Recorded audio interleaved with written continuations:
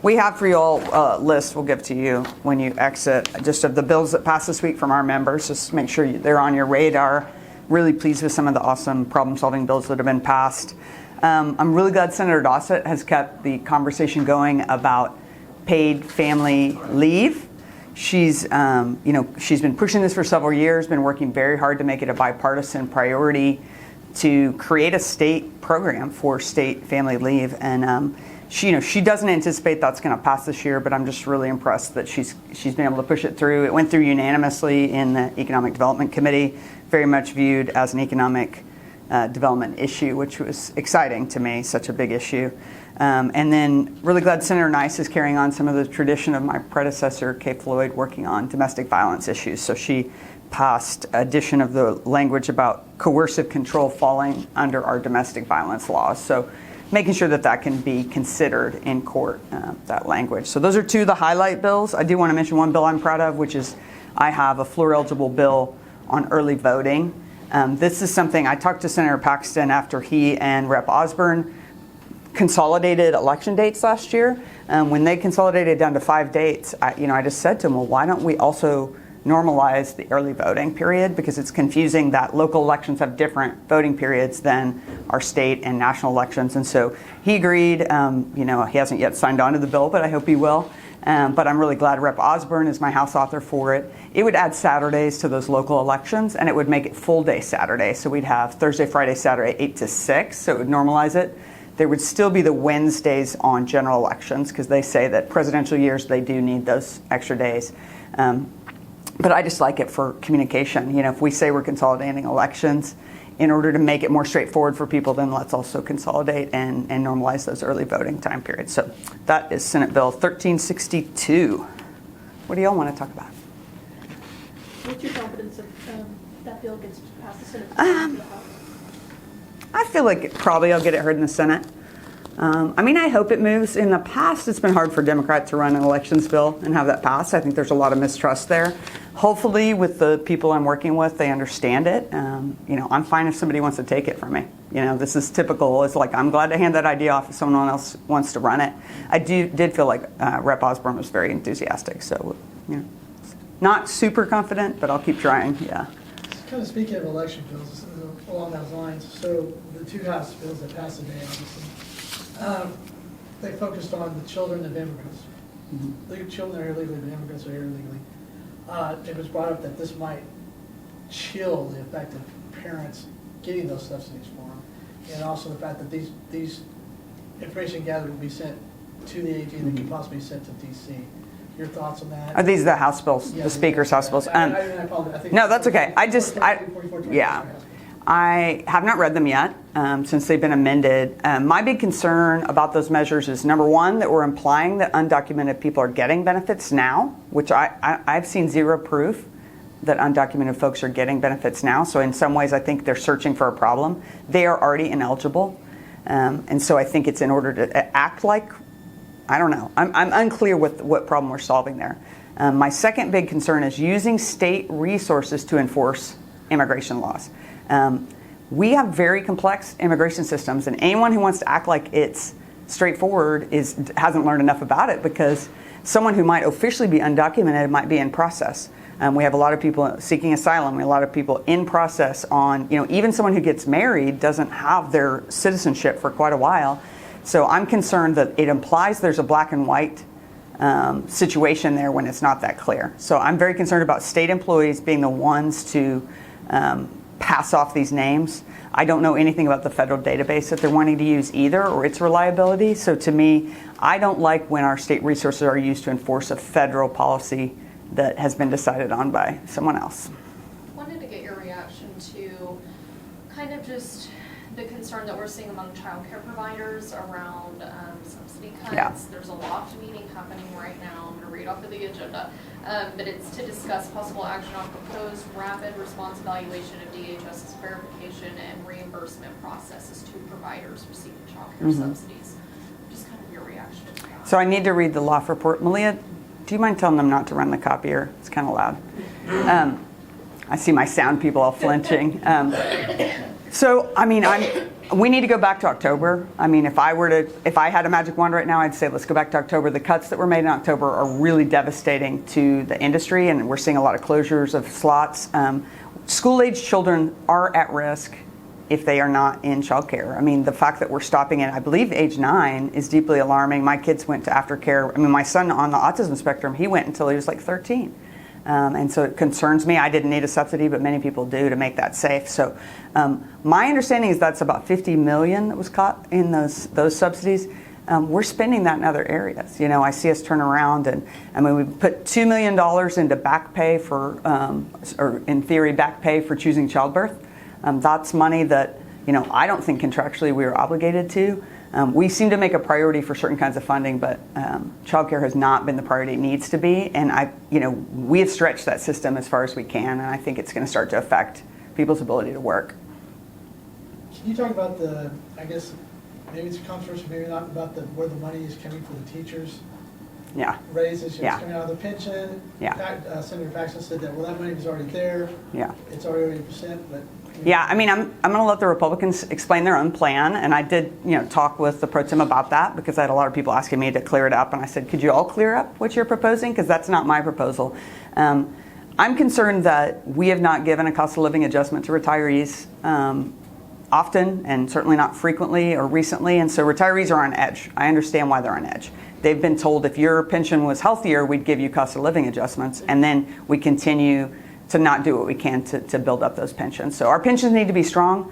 I'm concerned about redirecting money that was intended to go to the pensions. We know it's not coming directly out of the pensions, but it's the money we were using to make up for history. There's a history there of districts not paying enough, the state not putting enough back.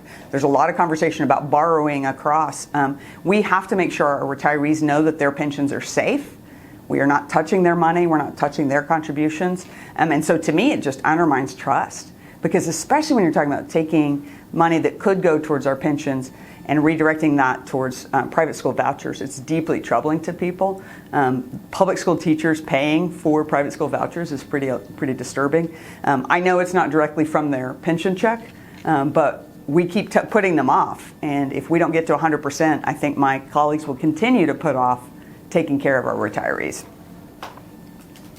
Do you see that passing in the Senate? I mean, we know the dynamics of the Senate are weird, particularly among the GOP, with half being Freedom Caucus aligned, and the other half being a little more moderate. And obviously, your caucus's position is against this Senate plan to use those funds meant for Tierra. So I haven't heard anything from people further to the right in the caucus.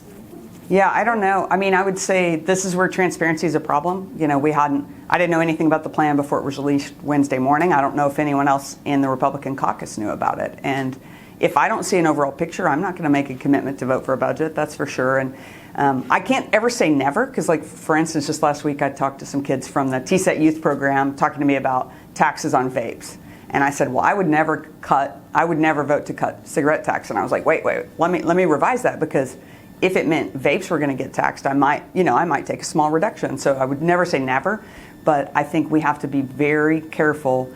If the goal is to strengthen the pensions, let's do it. I think there's a lot of other pots of money. I also think we have to be real. We can't act like this problem happened to us, because Republicans passed tax cuts that benefited wealthy folks for the last few years. And so we've seen corporate tax cuts. Wealthy folks have gotten significant tax cuts. So then we have less money to draw from. Then now they're talking about pensions.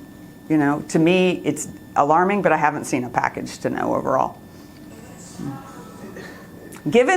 I would say given the retirees' response, I doubt that passes, because it's been alarming. I mean, fast calls, emails, people are very vocal about how unacceptable it is, even conceptually, Could you bring those retirees up here next week? I bet they'll be here. I mean, one thing about retirees, if they've got time to advocate, and they're going to let us know. And I think, thank goodness, because we don't want them forgotten, right? Yeah.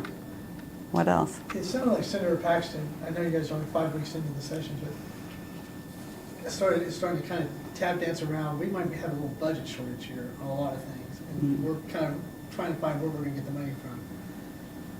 The Democrats thought about on how they're looking at it also, on how maybe they can get those shortfalls that are. Well, we're not. I know the budget's not out yet, so. Yeah. I mean, I have to remind myself and my fellow members in the Minority Caucus, we are not governing. We're not in charge of that. We end up being put in a responsive position. So I could spend a lot of time developing a plan for them. I do think it'd be a waste of my time because I'm not the one that gets to make that plan. So right now, what I'm saying, I'm just reminding people that we didn't get here by accident. This is not because of a downturn in the economy. This is not because of a stock market problems. This is specifically because of tax cuts that we're in this position. We would have flexibility if they hadn't already cut taxes. So I haven't given them any ideas on how to move forward. I'm just going to be looking at what options they take, and I want to remind people that it's a choice that we make about our priorities.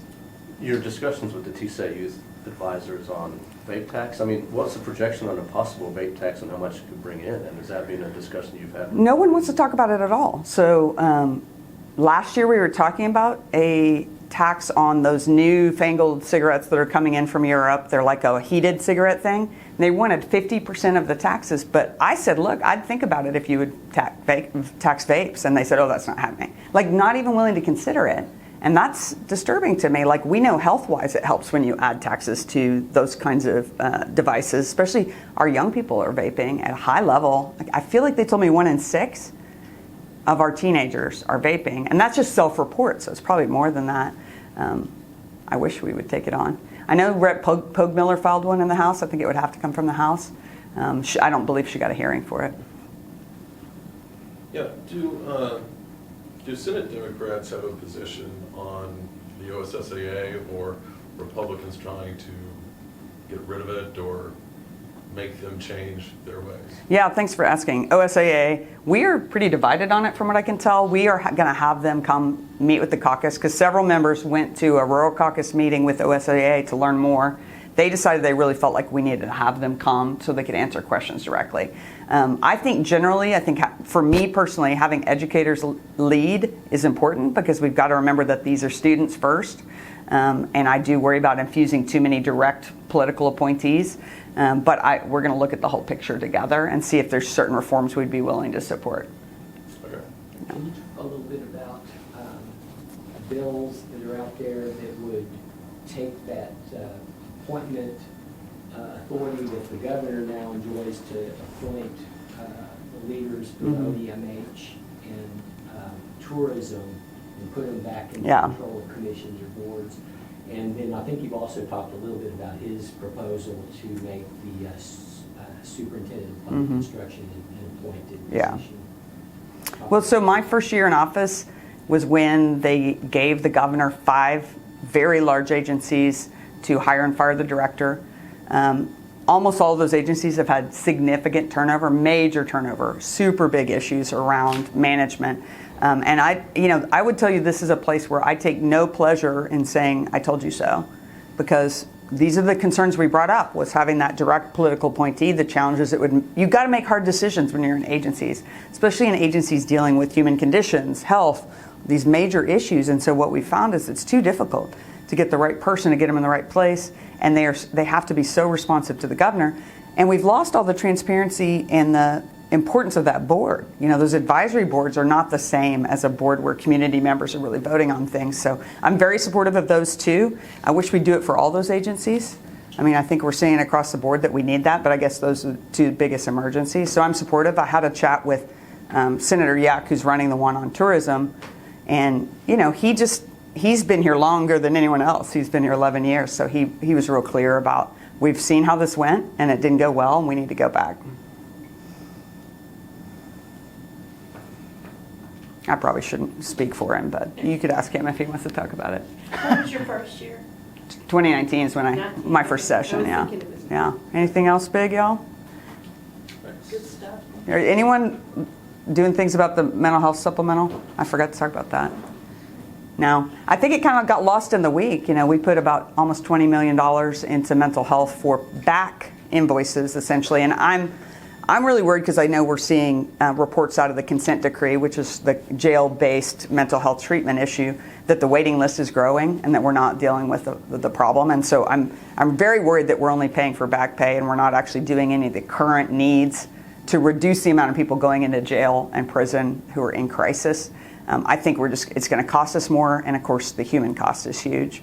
So I just want to keep that on your radar, because I wish we'd already dealt with this year's supplemental and that we had reinstated some of those community contracts that we're paying for substance use disorder treatment, some of those crisis responses that we need people to be able to find mental health treatment when they need it. Do you think the opening of the SSM Annex in South OKC will help with that? I think that'll help some. I know they're counting out beds, but I think we still are, we've been sounding the alarm for a while about the professional challenges. We don't have enough mental health professionals in the state to fill that need. And these are the hardest jobs. I mean, you're talking about people who are working with people who might be charged with murder, or multiple violent crimes. And so we need the best staff possible there. And so I think that's tough.